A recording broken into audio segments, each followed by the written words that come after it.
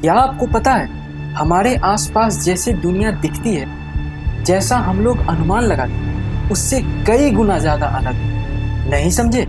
चलिए आपको मैं एक उदाहरण देकर समझाता हूँ। मान लीजिए आप किसी ब्रिज पर खड़े होकर एक पत्थर को पानी में फेंकते हैं। यहाँ आपने अनुमान लगाया कि यह पत्थर एक रास्ते को फॉलो करते हुए पानी में जा गिरेगा, पर जब इसमें हुए हम एक एक प्रतिक्रिया को मैटर के बिल्डिंग ब्लॉक्स के नज़र से देखेंगे, तब हमें पता लगेगा कि यह पूरी प्रतिक्रिया आपके अनुमान से बिल्कुल ही अलग है, जिसे हम क्वांटम मैकेनिक्स के द्वारा समझते हैं। तो चलिए मैं अक्षत अस्त्रा आपको क्वांटम मैकेनिक्स के ऐसी ही दुनिया में लेकर चलता हूँ, जहाँ हम क्वांटम मैकेनिक्स के कुछ रहस्यमय प्रक्रिया को सिंपल तौर तरीके से समझने की कोशिश करेंगे। तो आज हम लोग बात करेंगे लाइट के बारे में।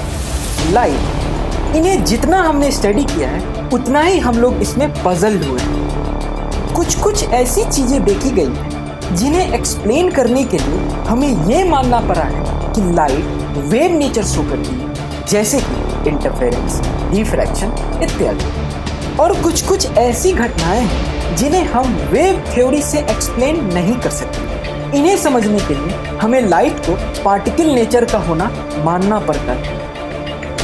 तो ऐसे ही कुछ घटनाओं में से एक है फोटो इलेक्ट्रिक इफेक्ट, जिनका खोज हमारे महान वैज्ञानिक अल्बर्ट आइंस्टाइन ने 1905 में की। और आज हम यहाँ इस इफेक्ट को अच्छे से समझेंगे। जब किसी मेटेलिक सरफेस पर लाइट इंसिडेंट होगा, तब ये मेटेलिक सरफेस से इलेक्ट्रॉन बाहर निकलेगा। ये इलेक्ट्रॉन को हम फोटो इलेक्ट्रॉन्स बोलते हैं, और इसी इलेक्ट्रॉन को हम बाहरी सर्किट से जोड़कर करंट फ्लो करवाते हैं, और इसे हम फोटो इलेक्ट्रिक इफेक्ट कहते हैं। इस फोटो इलेक्ट्रिक इफेक्ट इमिशन के कुछ नियम हैं जिन्हें ये पूरे प्रोसेस के दौरान फॉलो करते हैं। तो आइए एक एक करके इस चीज़ को समझें। पहला, इंसिडेंट रेडिएशन का फ्रीक्वेंसी हमेशा थ्रेशोल्ड फ्रीक्वेंसी से बड़ा या उसके बराबर होना चाहिए, तभी इलेक्ट्रॉन्स बाहर निकल पाएगा।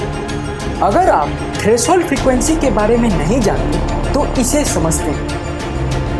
थ्रेशोल्ड फ्रीक्वेंसी एनर्जी कैरी करता है, जिसे हम मिनिमम एनर्जी बोलते हैं, जो इलेक्ट्रॉन को निकालने में काफ़ी होती है। दूसरा नियम, फोटो इलेक्ट्रॉन्स के maximum kinetic energy incident radiation के फोटोन के फ्रीक्वेंसी पर डिपेंड करता है। तीसरा, फोटो इलेक्ट्रॉन्स की निकलने की संख्या रेडिएशन के इंटेंसिटी पर डिपेंड करती है। और चौथा, फोटो इलेक्ट्रिक इमिशन रेडिएशन के मेटल सरफेस पर गिरने के वक्त से ही शुरू हो जाता है।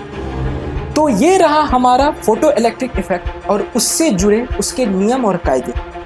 आशा करता हूँ कि आपको मेरा वीडियो पसंद आया।